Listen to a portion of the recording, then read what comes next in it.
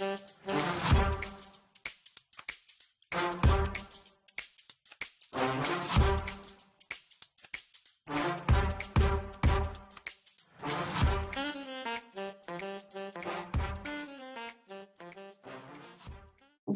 to day 2 of Lions Marketers.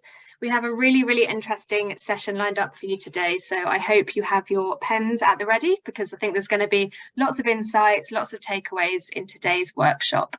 For anyone who is new to this series, though, these sessions are designed to kind of bring forward those big and front of mind issues that marketers have, and hopefully in a collaborative way kind of get answers to those questions. So please do put your questions in the chat as we go, or if you want to come off mute and come on camera to ask them, then we really do encourage that sort of collaboration. So one of the big challenges is, of course, addressing the sustainability crisis, and particularly what marketing's role is in doing so. So today, to help unearth those questions and give us some answers, is this brilliant panel. So kicking off, we have Jonathan Hall from Kantar, who's going to spend 10 minutes or so at the beginning of this session to outlay some of those kind of big top insights from Kantar's recent sustainability study. And then we're going to hear from Nick Pomola, who is the Executive Vice President at the Association of National Advertisers, alongside Tati, who heads up marketing for the Dirt is Good category at Unilever, and Juliana, who is Director of Sustainability at Johnson & Johnson. So a really brilliant panel, and hopefully some really interesting discussion coming up. So without further ado, Jonathan, I'd like to hand over to you to kickstart with some of those top insights from Kantar's study. Brilliant, thanks, Georgia. So if we could click on Seba, what I'll be talking about over the next 10 minutes is 3 areas. So first of all, the role of sustainability in what we're living through, an era of disruption, thinking about people's expectations, their attitudes and behaviours with regard to sustainability and their expectations of business, and then how do we make it all meaningful for consumers. So on the next slide, let's start at the beginning then. At Kantar, we talk about how we're now living in an era of disruption.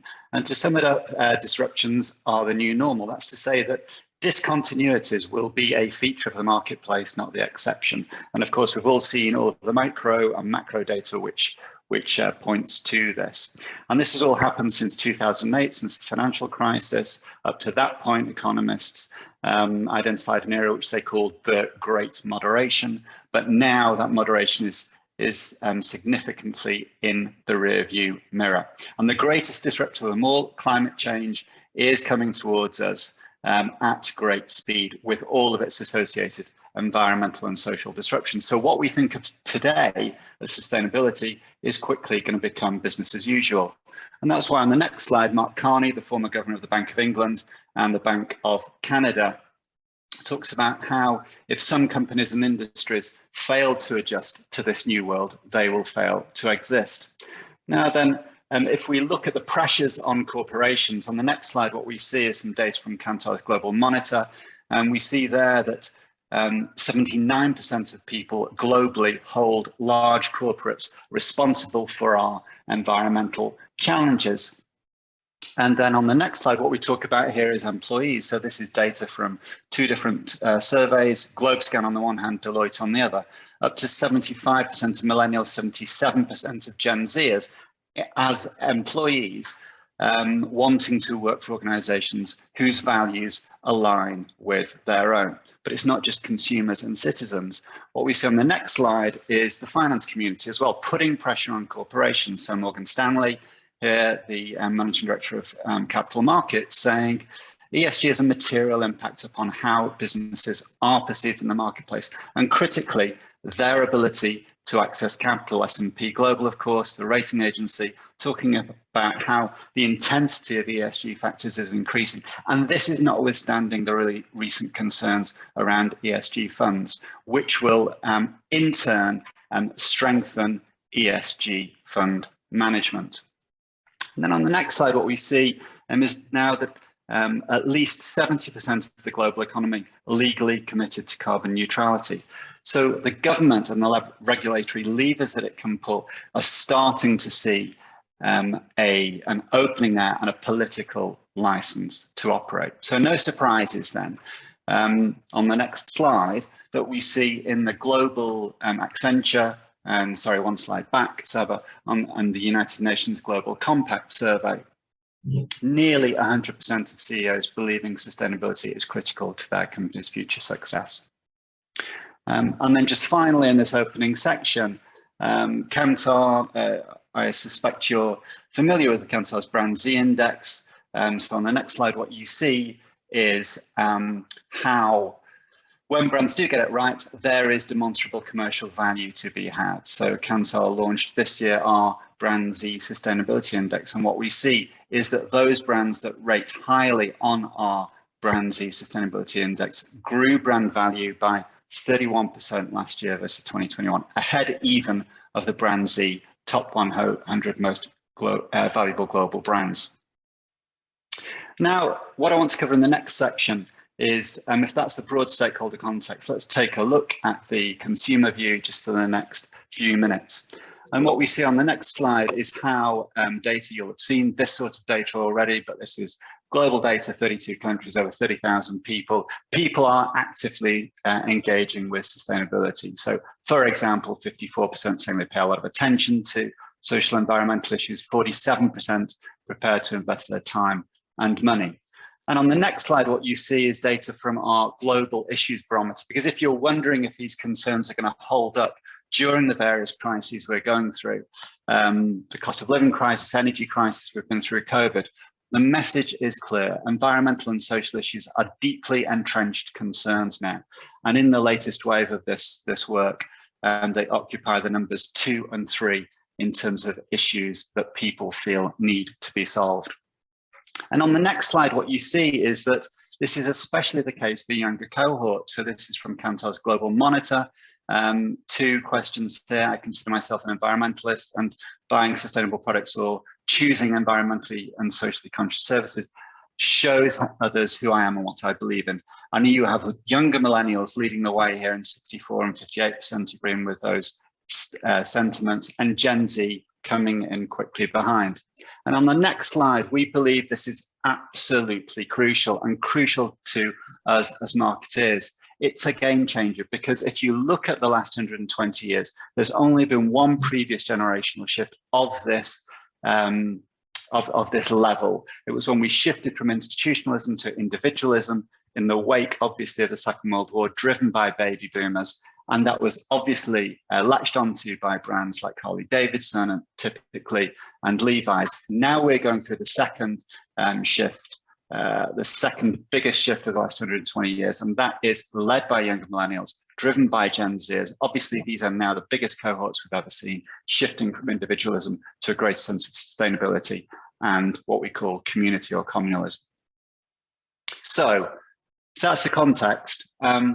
If we move now into the final section, just the last couple of minutes on what we call the consumer license to operate. This is something that obviously we struggle with as marketers. How do we make all of this stuff meaningful to consumers? Well, particularly on the next slide, as we see that we're living in a post-truth world, a world of hyper-cynicism. In our sustainability sector index, 59% of people worried that brands are involved in social and environmental issues purely for commercial reasons. So we need to be hyper-forensic about where to play on these issues to make sure we are seen to be authentic and not suffer charges of greenwashing. How do we do that then? Well, if just final couple of slides here. In the sector index, which is, as I said, 30,000 interviews, 32 countries, we look at people's attitudes in relation to the sectors in which brands operate. This is data here for technology and social media, for example. And what we see is what we call the swords and shields. So the swords being the offensive plays, the shields being the defensive plays. The defensive plays here are about reducing inequality, discrimination and diversity. The offensive plays are related to reducing greenhouse gas emissions and carbon, and addressing work-life balance and fair working conditions. These differ according to the sector in which you operate. So how as a brand do you start to tackle these things? On the next slide, what you see is how Google are doing a great job here. So Google, of course, the third most valuable global brand in our Brand Z evaluation, strong brand power reflected in its brand purpose and corporate reputation scores. And what it's doing in the offensive plays is that it's identified GHG emissions as being key, greenhouse gas emissions. Google, of course, has made one of big tech's most ambitious environmental commitments to be running on carbon-free energy by 2030.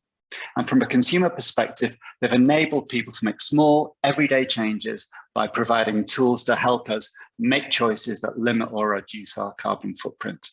So the two social swords it plays for the defensive plays, it's got Google Health and the tech-enabled AI research, clinical tools and partnerships it provides, and Google for Education, where the company provides products, its people, and dollars in classroom-based programs to drive internet access and education. So final slide, the next one, please, Saba, just to sum up. Environmental and social issues are going to be accelerators of a world already in disruption. Secondly, people's expectations are high and rising, and they're being driven by younger millennials and Gen Z. And finally, in an era of hypercynicism, you need to make things close to home for people and authentic to your sector to avoid charges of greenwashing. Thank you.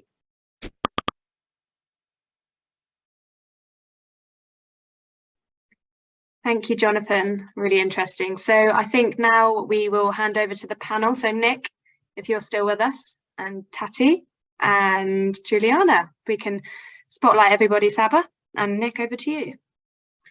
Thank you. And that was great, Jonathan. Thank you for just kind of setting it up. And listen, first, before I go here, I know many of you have been on these sessions before as part of the Alliance Marketer community, both in person and virtual. It's great to see so many names that are familiar here. So the ground rules are going to be as follows, and they are the usual, right? You guys are a community of senior marketers, marketing leaders from your organizations, and this probably, if not as much, if not more than other topics related to how companies drive growth and how marketing's role is being figured out in the dynamic here, is not widely known, and it's not a matured category for marketing, right? And so you guys are figuring out together.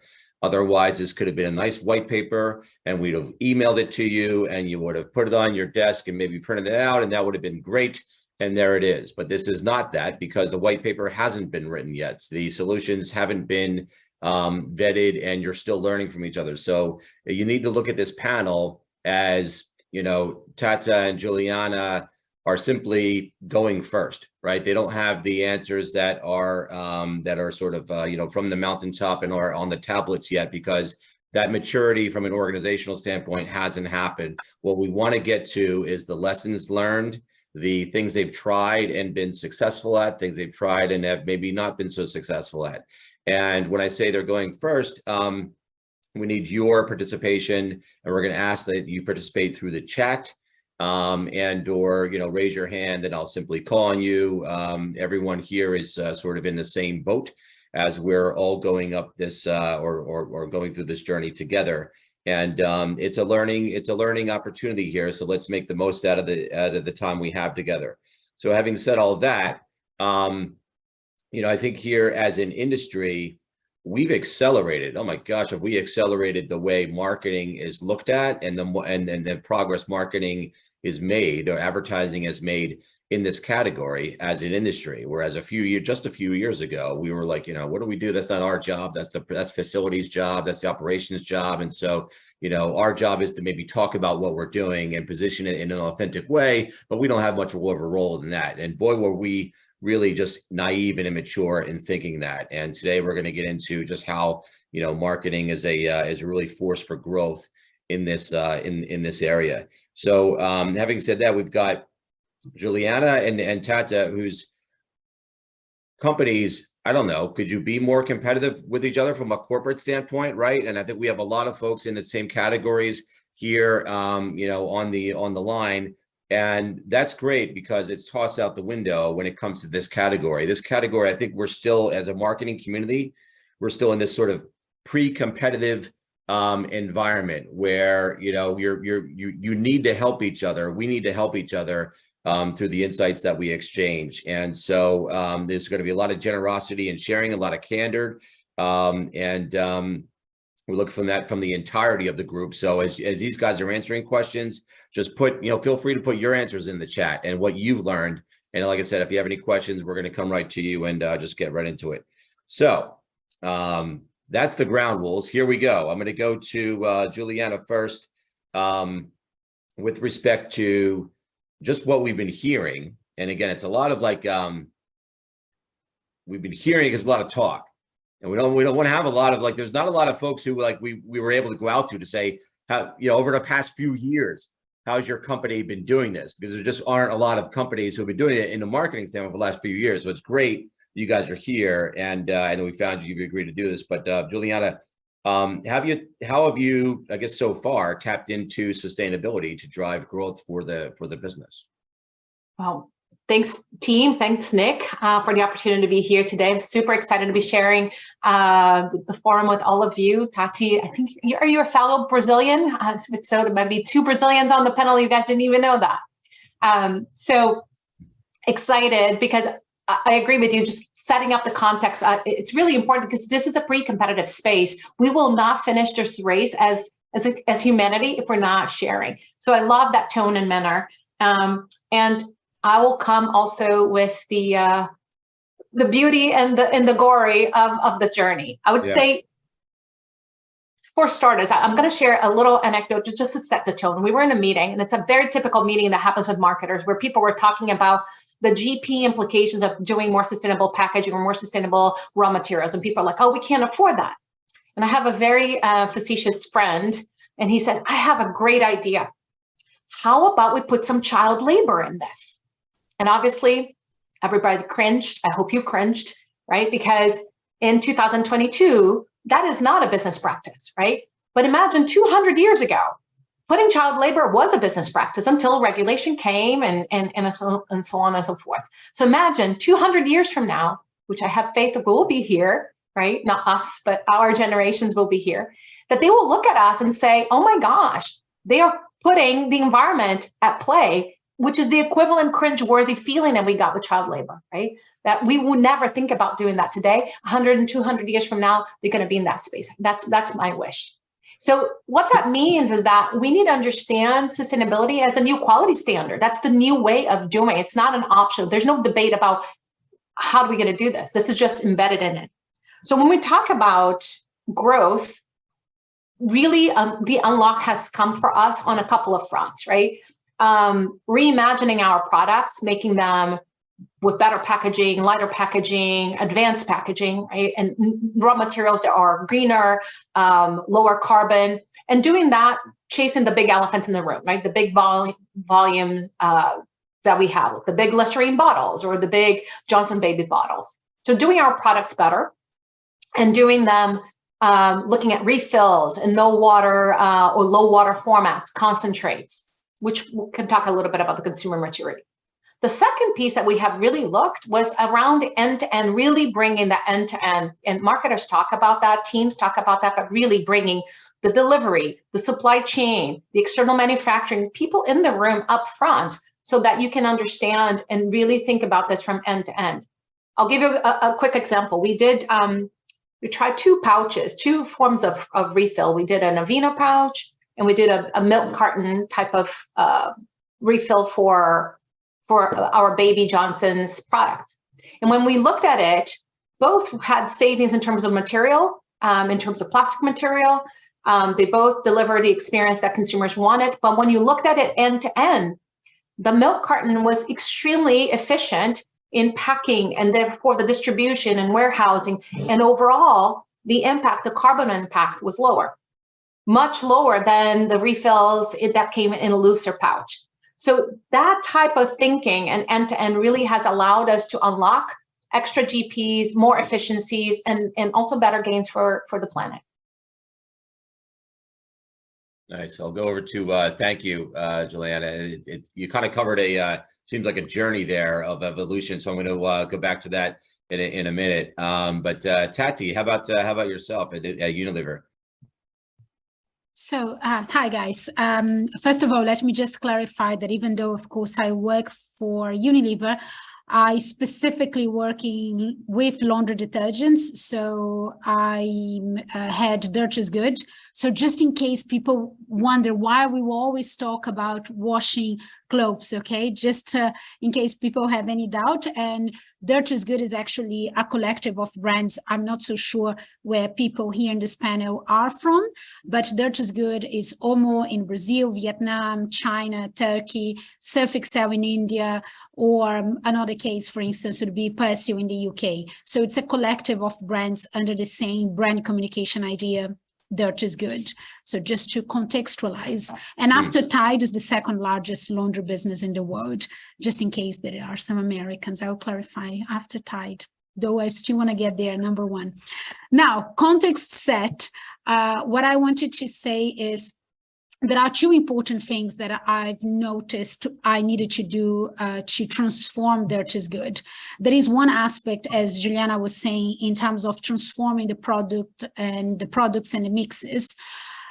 Specifically, Unilever Home Care launched a program in 2020 during the pandemic, which is called Clean Future, and it's an innovation program to help change the industry, to overhaul the sustainable, to overall the environmental impact that we have. And it considers, and I'm very happy to hear, very similar things to what Juliana was saying, which is how can we reduce the amount of non-renewable carbon, how can we use more biodegradable ingredients, how can we reduce the amount of virgin plastic, and the list goes on. So it's very similar. And indeed, for the industry to change, you need big corporations like J&J, like Unilever to drive that change. Because one of the most complex, I would say, pieces of this puzzle is to have the right set of raw material and the right supply chain to make it happen.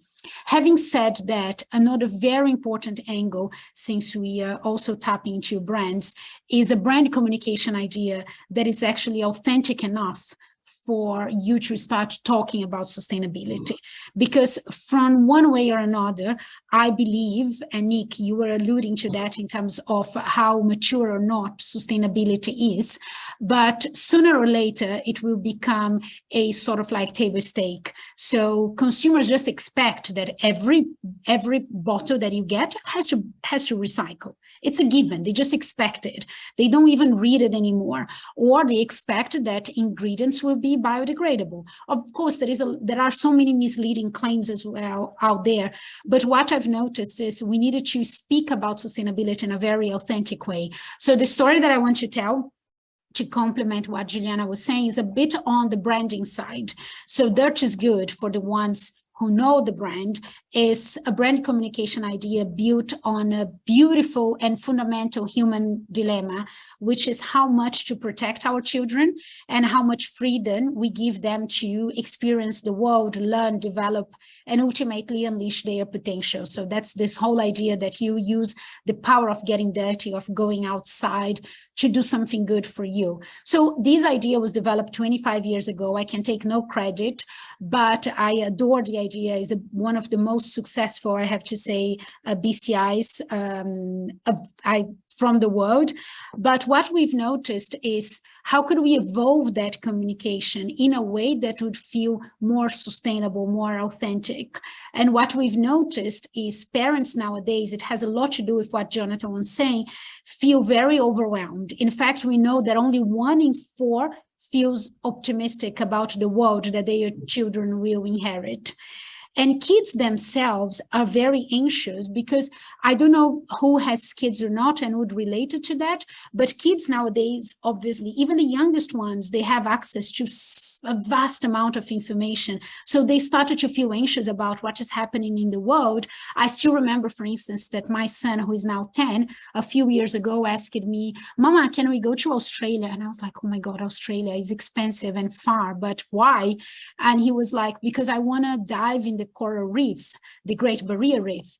And I was like, oh, but there are coral reefs other in other locations. And he said, yeah, Mama, but the Great Barrier Reef will die.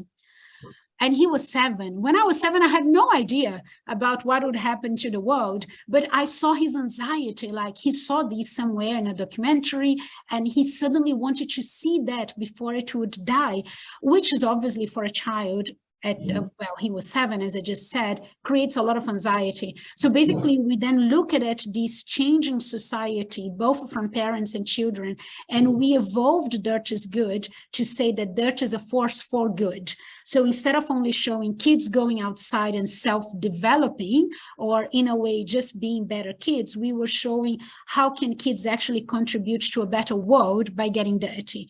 So it's something that it was so simple and onto our face, but it helped a lot to evolve the brand. So one thing is for the child to get super muddy because he was jumping on a puddle.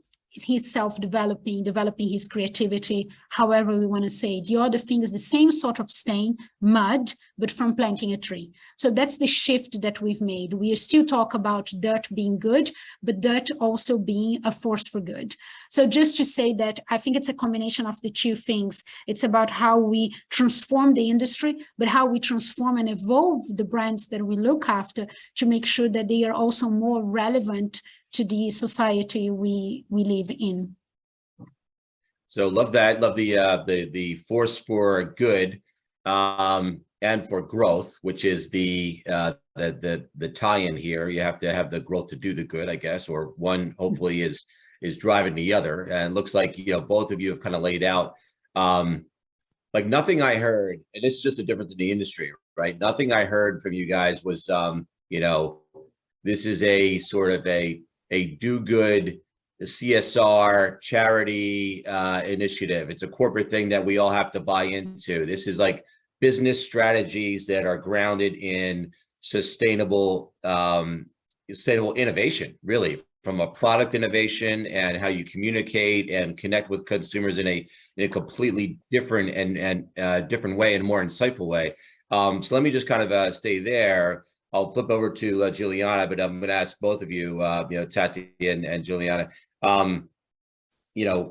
what is marketing superpower in achieving the sustainable future? But I guess I'd like to hear from you guys in terms of like what either your CEO, your board of directors, or whoever your role is accountable to in the organization.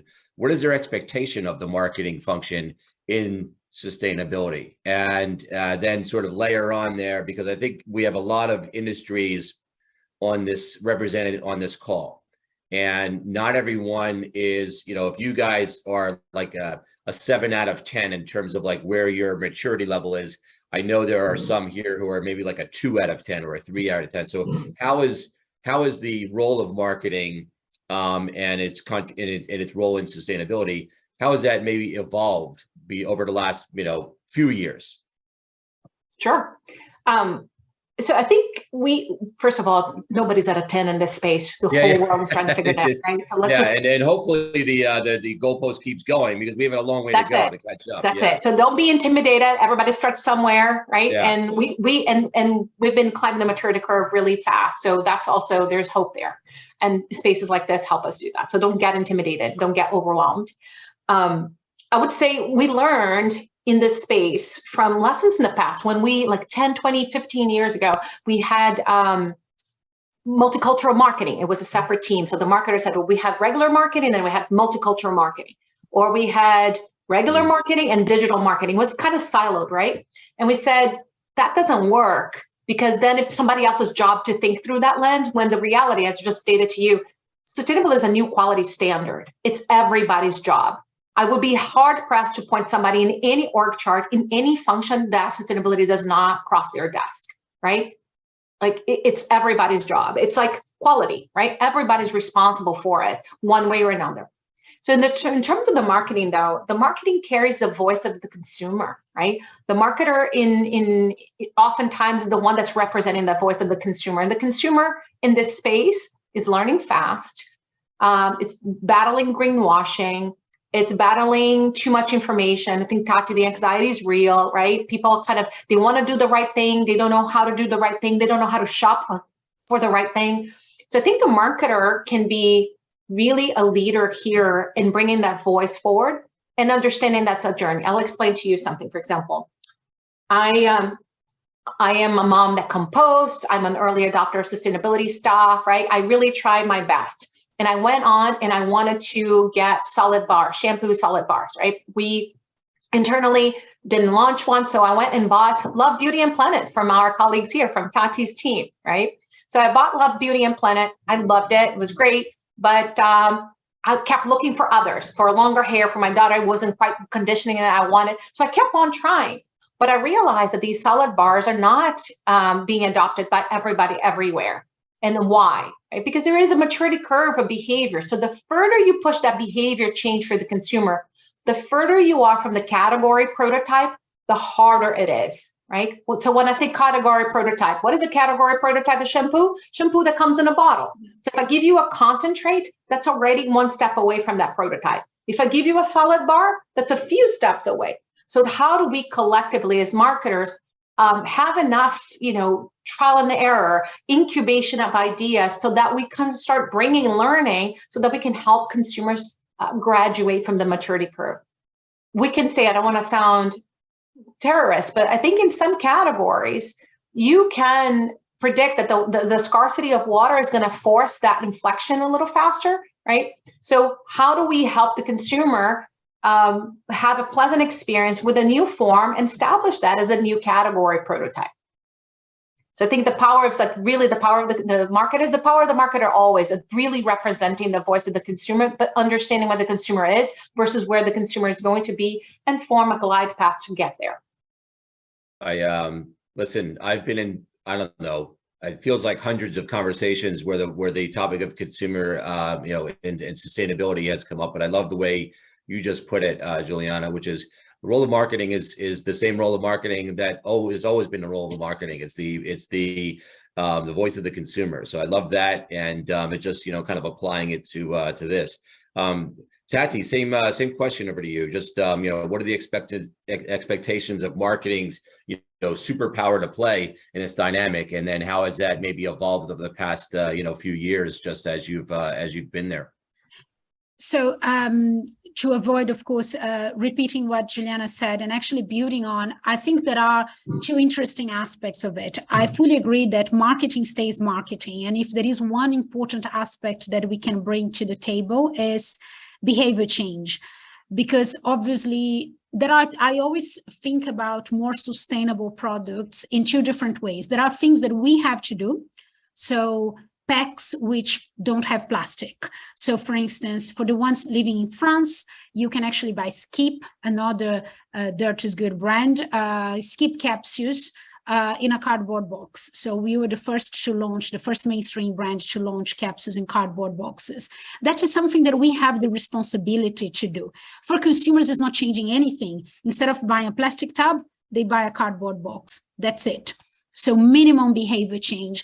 And we needed roadmaps and a clear marketing story to drive as fast or as much of those changes as fast as possible, because those imply we actually have a sort of a scorecard that we say behavior change, just choosing the cardboard box, that's it, nothing else.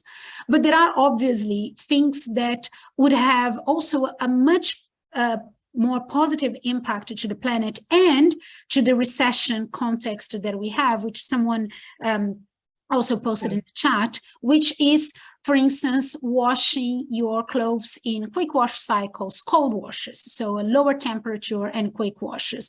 It sounds simple because on the contrary of the shampoo, which I've never dared using like a solid shampoo, I was not brave enough. The amount of behavior change that you need, as Juliana pointed out, is like enormous, because you needed to migrate from one format to another. You have your user experience is completely different. But in the case of laundry, even changing and asking people turn to 30 degrees or use quick wash cycles, it's something that in theory, simple, and there are like many benefits to consumers as well, because laundry will be done faster and they will also spend less water and less energy. However, we see that now, because of the economic recession, you have more people adopting that change.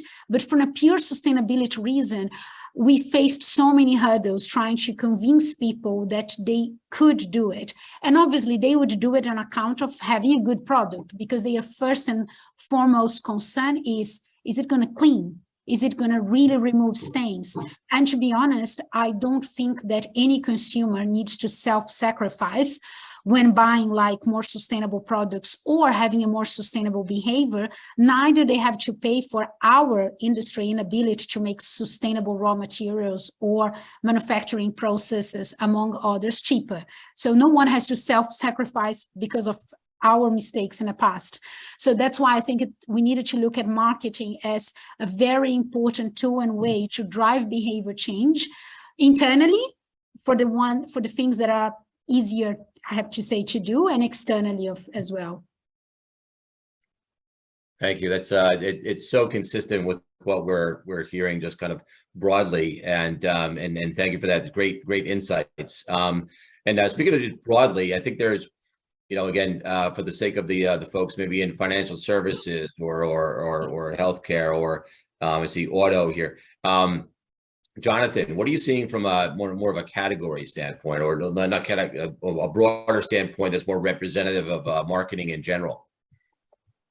Yeah, thanks, Nick. I mean, so what we're seeing across our broad client base is, I think there's a great deal of anxiety about marketing's role, because I think people worry, particularly younger people in the profession, that marketing has been painted in the past as being, you know, in many cases, the devil. In this case, we have been on the front foot, particularly in communications, in furthering the case of things which are now perceived by consumers and other stakeholders to be negative. And I think the way we've got to try and reframe that is think about, so what are those core sort of skill sets that marketing has that can be leveraged to further the sustainability agenda, which will in turn have, you know, huge commercial impacts of the sort that Tati and Juliana have been talking about. So I think, you know, what we observe is things about like, you know, the deep understanding of people, the fact that marketers are close to societal change within organizations, they're able to tell compelling stories to influence and affect the change that Tati's been talking about. And all of that in a way that, you know, is really purposefully commercial. And I'd just like to pick up on that behavior change point, because what we see is that there are very consistent barriers across whichever sectoral category that you operate in, which is to do with awareness and knowledge, and price and the price quality equation, and, you know, the perceived impact that I can have, you know, little me, what impact can I have as an individual, and also, you know, feelings of resentment that you know, it's corporates who've governments that have got into us into this mess, they should be doing this. So there are lots of barriers which are consistent across categories, and I think, you know, there are also principles which any brand can apply when we're thinking about the consumer experience journey. And we talk about three. We talk about making it easy for consumers. I think here the biggest challenge is expense. And I think, you know, the guys on the call here have started to introduce brands like the Beauty Planet, which are much more about mainstreaming sustainability rather than just going from a premium and a premiumization strategy. How do we make it meaningful for consumers? So how do we actually communicate in a way that sustainability isn't just being sold because it is good? Because in many cases, there are many segments of the consumer population who won't respond to that. But how do you actually incorporate it into a hierarchy of benefits, which includes performance, which are, you know, standard category drivers? And then how do we make that whole experience rewarding to consumers so we cement that behavior? So I think, yeah, those superpowers are absolutely critical, and targeting it very much at behavior change and using, you know, the transferable skills that marketers have to those ends in order to, you know, keep that flow of millennials and Gen Zers coming into the profession and seeing it, that they can make a purposeful difference. Yeah, love it. Thank you. And I guess I probably should have gone to you first, because you gave the broad analysis, and both Juliana and Tati sort of brought it to life with what they're actually doing there. So that's all great. Let me jump over to the chat, and I've got Rosie Nisanyan. who, Rosie, if you're on, if you could just actually just pop on, because I think the nature of your question here, how should a company decide what to talk about regarding sustainability efforts in one division when another division may be not doing as much yet, come across as greenwashing and authenticity? It sounds like, you know, these guys give examples of, and Tati, you even alluded to it, of you know, kind of answers here, but what can be more helpful to you here in this question? Hi, thanks everyone. This has been super helpful so far. So I work at NBC Universal. I'm not on the sustainability team, but I'm on ad sales. So we're always thinking about cultural changes. What are the consumer behavior changes? So when thinking about, you know, even us as a company talking about our sustainability efforts, for example, on the film side, we have sustainability as part of our production sets, and the film division is really doing a lot there. Let's say not as much is happening, you know, on the media, on the TV side, or maybe in the parks, for example. If we were to talk about, hey, look at all this great sustainability stuff we're doing, how does that come across as genuine? Or, you know, does it open up questions or finger pointing of like, well, you're not doing as great on this side, even as you guys are talking like laundry versus other parts of CPG. How do you kind of decide this is what we're talking about? Is it kind of like we're not the best, but we're making progress, we're going to, you know, expand this across the rest of the company? So that's kind of where that question is coming from. So Rosie, totally can relate. I think this is true of everybody. Yeah. Not all turtles move the same speed. We have luxury beauty divisions that have acrylic packaging that is really hard to recycle besides chemical recycling versus mass products like Neutrogena and Aveeno that are a bit more within reach of recyclability infrastructures today. So it's not what you're describing is sort of normal. What I think the solution is always to be honest, right, with the consumer and your audience to say where you are at. I think the risk, obviously, as this industry starts to get more regulated and more guardrails and kind of what is mandatory disclosure versus a storytelling disclosure, right? You're gonna flex this, but you can start your story by saying, hey, the journey of 1 million steps starts with 2, right? And we took in these 2 steps here. And you can talk about where you are. What I would recommend for the other divisions that have not taken steps to pass the red face test and to not come across as greenwashing, you have to have credible plans to how the other divisions are going to catch up in their own way and in their own, processes. The consumer and the audiences in general do understand that this is a journey. They understand this is not microwavable noodles and in 30 seconds you're going to be done, right? But they also need to be reminded that you are making progress. This is, I call it a zipper, right? It's a lot of little teeth to zip up, right? So this is, you've zipped up 2 teeth. So in order to zip the whole thing, you need, 50 others, and you're doing it. The question behind your questions, though, is do the divisions have common goals, right? And if you don't have common goals, that ultimately becomes harder to stitch everybody together into a final story. But if everybody has common goals, and it's just that some divisions are faster than others, that's okay to talk about, here we've done this, celebrate the wins, celebrate that you've done plans for the others, and sort of continue the trajectory. Awesome, thank you.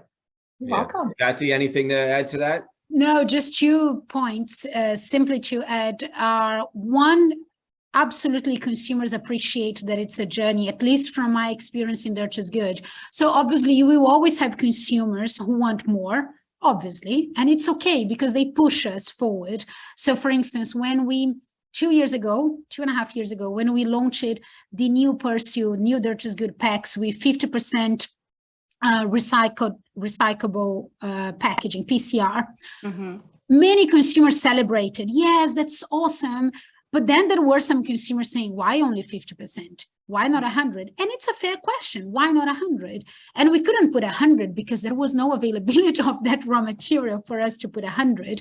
But as Juliana mentioned, we published a very clear set of commitments. I think that is what is important. So at Unilever, we have a Unilever Corporation commitment called Unilever Sustainable Living Plan. Then we have the Home Care Clean Future, and then we have the Dirt is Good planet philosophy. And then, of course, one builds on another. And that's why we are very prepared when consumers challenge us or ask for questions to say, look, this is where we're going to be. This is our commitment. And that somehow what I've noticed is it reassures consumers. But another thing that we also started doing, which is an interesting, I would say, way of innovating, is we drive the core of our innovations. We are making the teething of the zipper steps, pretty much. This is how we do. So we moved every, I have to say, plastic bottle in the world to a minimum of 50% PCR. And of course, when we talk about every bottle, we're talking about a brand which is present in 1 out of 3 households in the world. So you can just imagine the positive impact it has. But then for people who want the more, I have to say, sustainable option, then we have laundry sheets, which are absolutely plastic free. So we always have a bit of like an option for people who want to buy an even more sustainable product, which we unfortunately cannot scale it up yet. So the points that I would say is, one, if I may advise or anything, is having a clear set of commitments, and especially some brands and some divisions might be ahead of each other, but as long as you have a commitment that is clear. In my case, I even have some countries ahead of others. So and it happens, and we try to like push everybody forward. And the other aspect is I always like to have a mix of, I have to say, more concept cars type of innovations that are the most sustainable ones. And then we drive, I have to say, the scale across like our core business. Awesome. Very helpful. Thank you. You're welcome.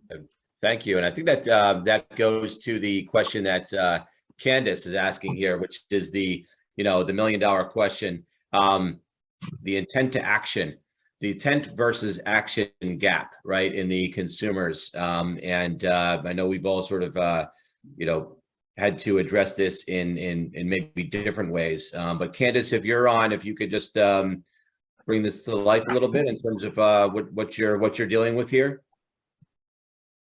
Yes, and thank you, Tati and Juliana, for your leadership in this space. Appreciate it. I think my question really is, again, that gap and that division there, and maybe even venturing into an equity question. There's a desire to obviously do the right thing, and we're seeing it generationally. But the pocketbook right now, with the the impact of the economic recession, is making that challenging for people to actually follow through. And so understanding that, how are you reconciling that to make this not just an opportunity for some, but for many? And I think, Juliana, I liked your comment. We need billions of people doing it imperfectly, but if you can't afford to do it imperfectly, like how do we get there? I would just start by saying that, first of all, at least thus far, what we have managed to do, we never pass on the cost of sustainability to consumers. We simply don't. When we increase our prices, is because we are offering a better experience, which happens to be sustainable. So sustainability for the sake of sustainability should not come at a non-cost. That is a sort of like a basic principle that we have at Unilever. So again, if I go back to what I was saying, if I just moved the plastic bottles to PCR, I cannot charge consumers for that, because it's not something that people should pay more for. It's a matter of principle and maybe the ethos of how the company operates. However, if, for instance, I have this new enzyme, which happens to be biodegradable, and we removed blood stains in one wash, then I am potentially premiumizing my product because I'm delivering a better experience to consumers, or a benefit to consumers, which, by the way, is I'm replacing one enzyme that I have, which is not biodegradable, with a biodegradable version. So that's the way that I have been handling, I have to say, and it's super tough, but handling the sustainable mixes development at Dirt is Good. So sustainability should not be an on cost. What I have to do is to use sustainability to drive a superior experience. And in some cases, that superior experience will come at an on cost. But by no means, I'm with you, we should expect that people will pay for sustainability because they want. Very, very few people would do so, which is, again, with all due respect to a brand which I adore, Method. I don't know who is aware of. It's a very cool laundry brand, but very niche and bloody expensive, but it has the most beautiful designs. It's like a dream brand, laundry brand. But they are very small, and they are exactly the very few people doing sustainability perfectly, because very few people can afford that product. So what I wanted to do in Dirt is Good is I might not have that perfection of a product, but I will do a few changes with no on cost that will drive a higher volume and will, at the end, have potentially a much bigger impact, a positive impact to the planet. Love Tati, it. Anything that's great. Add there, Juliana? Yep. I would say that the other place to hunt for sustainability GP dollars, right? Because there are cost pressures, right? So Tati said, you're right. Like, so you are absorbing, and you're absorbing some of it by being more effective in your operations. You know, when we are making our plants carbon neutral, and waste and water resilient and all of that, sometimes there are economic improvements on the overall operations. But I would say finding it end to end, I come back to that point, right? Take a look at when you design a new packaging. Does it save on your pick, pack, ship operation? Is it faster to machine that bottle? Is it faster to put it in a carton? Or what are other trade customization, for example, is usually a big expense that all companies that are in consumer goods have, right? So when you bundle something for e-commerce or you bundle something for a retailer, we have now effectively started in Costco in all our face care products. We don't have plastic tertiary packaging, and we reduced our paper packaging in 30%. And all the paper that we use is a certified virgin board or recyclable certified board. So, and it was like something that the blister, if you go to Costco and you buy Hydro Boost, a Neutrogena Hydro Boost in 2 jars, it had a blister pack on it, and it was kind of annoying to actually unpack. It requires scissors or you cut your hand. So from a consumer experience standpoint, it was really annoying.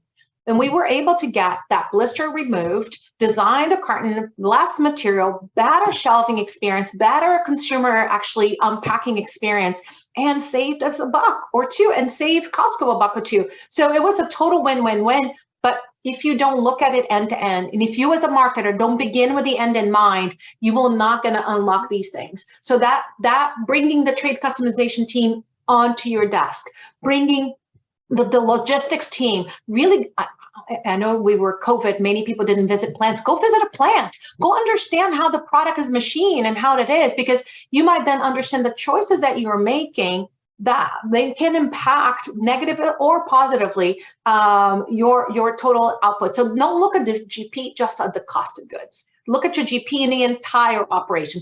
Bring the whole math to the table. That's where I think you can find some savings there. Yeah, love that. It's what you can do. You'll need permission or a exhaustive business case to really to do any of what you guys just talked about, or at least start down the path, which is great. Jonathan, what are you seeing from a broader category, and also maybe if you could add on the filter of, I don't know, are we in the recession? Is it coming after the first of the year, January 1st? Now we're in a recession. Nevertheless, there's pressure. There's pressure on the budget. There's pressure on profit and pricing, et cetera. But what are you seeing in terms of the question here with respect to the intent to action gap, but also in light of in dark of the economic challenges that we're all sort of in? Yeah, great question, Nick. So what we're seeing is that so we've been tracking people in terms of segmenting them with regard to their engagement on social environmental issues. We've been tracking that over several years now. And what we've seen is that, we have 4 segments. So we have people who are very actively engaged with these issues, and those people will really go out of their way to make purchases which are aligned with their beliefs and their attitudes, and they actually happen to be people who are better off. There's a segment at the other end which we call dismissers, and they are around the 15% mark in markets consistently across the world. There are two segments right in the middle there, which constitute 2/3 of the world's population, and that is consistent pretty much across every market in which you operate. And these are the people who need help and who are asking for help with regard to how can they align their behaviours and their actions with the values and the beliefs which they hold very dear with regard to sustainability issues. So that comes back to the point Tati was making. There's a huge mainstreaming opportunity here. Of course, there's still premiumization, but there's a massive commercial opportunity in those mainstream segments. Now, what we also see is that over time, more people actually want to align their behaviors with their beliefs, but they're finding it increasingly challenging, to your question, Nick, with regard to the crises that we're living through. And so people are even dropping off at the top end in terms of actives. They need help, and they're looking for brands to help them overcome the barriers that they're experiencing. At the moment, that's with regard to expense because of the crises, but there are, as I was saying before, other very easily identifiable barriers which we as the brand owners can go and target on the consumer experience journey and help lower in order for people to close the value action gap that we're talking about. Thank you. Let me go to the room here, or the Zoom. I'm not sure what to call this after 3 years of doing this, but anyone in the audience have anything to add here? Especially with respect to, I think people use the recession as the corporations rather the kind of, all right, everyone clean house on your budget. It's an opportunity to go out. It's an opportunity to go out and clean my garage, right? The things that you may not need and that aren't like mission critical, essential.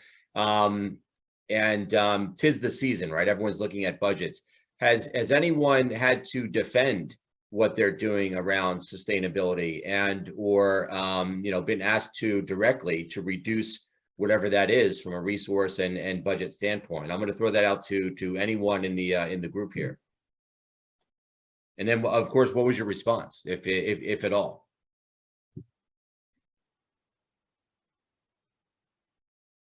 I don't know if folks are able to come right on, or we have to enable that.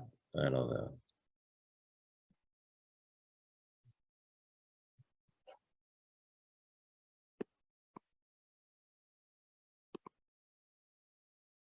Anything you're seeing there from an industry standpoint, Jonathan? I don't know that that would kind of come to light yet.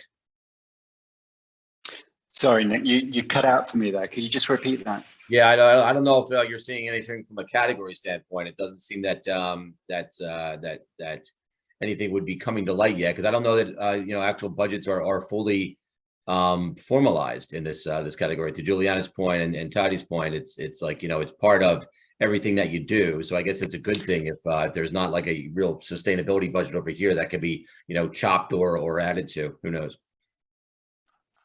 Yeah, I mean, I guess from the guys will be better positioned than I am from that perspective.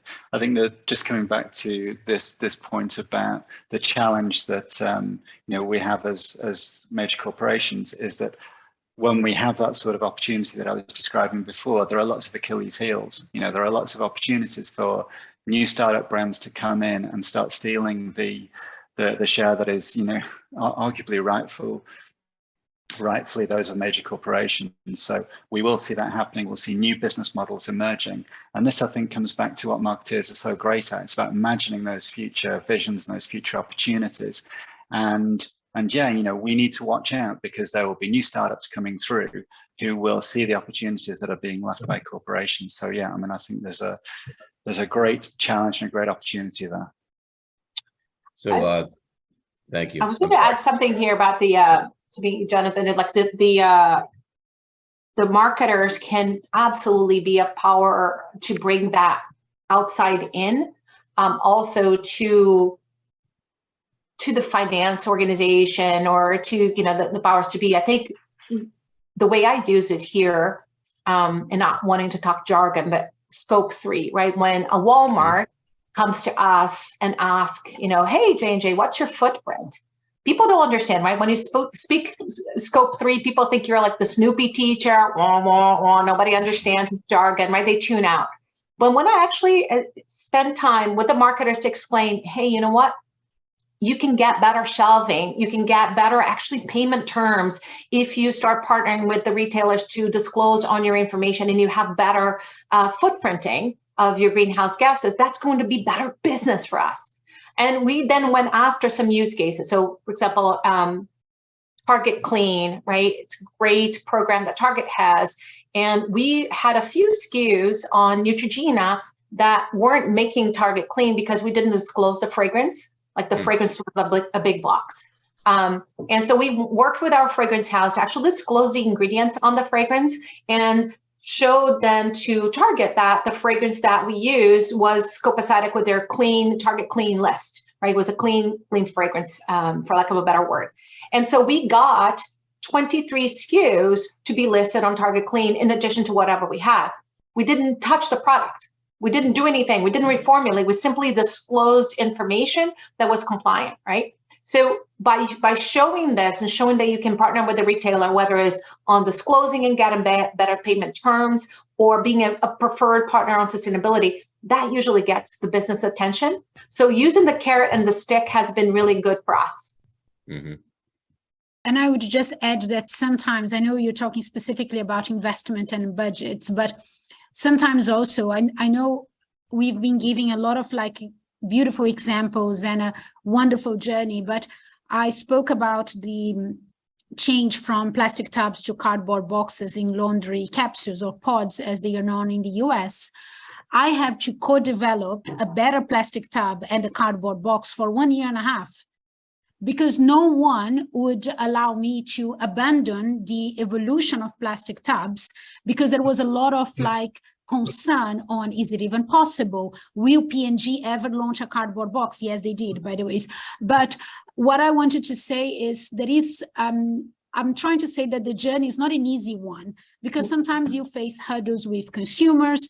Sometimes it's about greenwashing. Sometimes it's about societal or the industry or the availability of raw material. But in many cases, the issues are internal. Unilever is one of the companies with a very clear sustainability set of targets. And even though I've heard, no, we are going to do plastic tubs in parallel until you are absolutely clear that consumers would accept to move to cardboard boxes. Finally, we moved to cardboard boxes, but it was one of the most painful projects that I have ever had. Well, my team had to manage because people couldn't believe. And the business case was there. It was not more expensive. It offered consumers a better experience, but because it would imply in changes in our supply chain, and of course, changes in our suppliers, there was a lot of skepticism about doing it. So it happens. It's not always easy, but you just like keep it up and go slowly, but surely. Love it. And thank you. And I hope that was helpful for everyone. Listen, there's so many other questions we have to get to, but I think the folks at Cannes and Lions will not invite me back if I let us go too far over the schedule here. So thank you to Juliana, Tati, Jonathan for your insights, and for those of you who are brave enough to answer the questions or to submit questions into the chat. This is an ongoing discussion, guys, and the learnings are not going to come from the white paper, and they're not going to come from a stage somewhere, right? How many times have we already seen the Coldwater Tide case study? We need your experimentation. We need your experiences, your failures, your lessons learned as part of this community. So we're going to keep at this, whether we do it in Zoom like this or we follow up with more studies. And I think, Georgia, you had a study to mention here. Yeah, so just to say, we have the annual State of Creativity study coming out tomorrow. So keep an eye on your inboxes and social media, because it's a really good opportunity for us to understand your priorities, and obviously sustainability will be a part of that. So just wanted to mention that. And if you do submit it, you get a chance of winning a ticket to Cannes next year. So it's worth doing. So yeah, thank you. For sure. All right. Thanks, everybody. Have a Cheers, great holidays. everyone. Thank you. Thank you.